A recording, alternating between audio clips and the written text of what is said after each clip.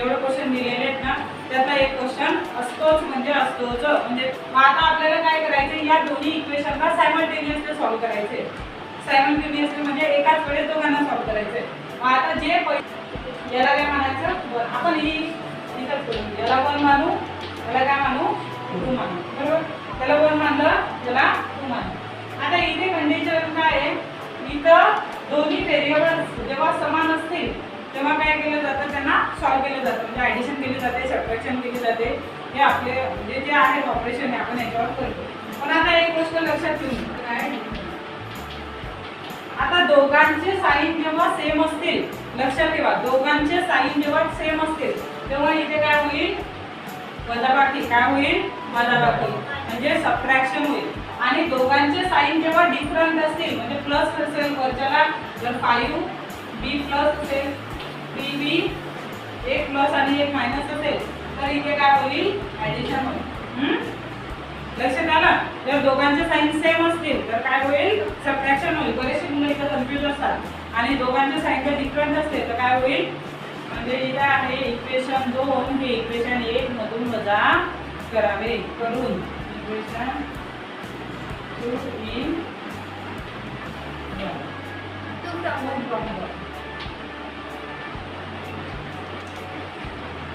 आता चला इक्वेशन वर लिहा, 3a अधिक 5b बरोबर 3a 26 आणि इथे a अधिक 5b बरोबर काय 22.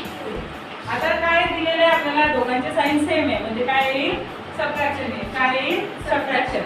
मग आता इथे काय लिहायचं, वजा, इथे पण वजा, इथे पण वजा. 3a मधून a गेला, किती राहिले 2a, 5b 5b कट, विषय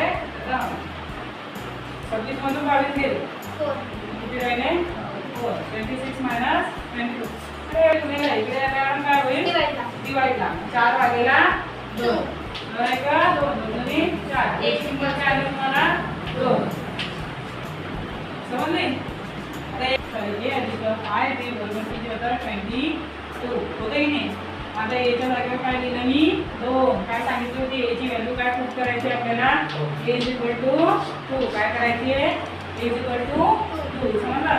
याच्या ठिकाणी 2, 5b जसं का तसा बरोबर काय आलं 22. हे दोन इकडे अधिक आहे, तिकडे गेल्यानंतर काय म्हणतील मायनस वजाबाकी होती. 5b बरोबर काय आहे 22 मायनस 20. 5b बरोबर काय आहे 20. आता 20 भागीला काय येईल 5. इकडे गुणिले आहे, इकडे आल्यानंतर काय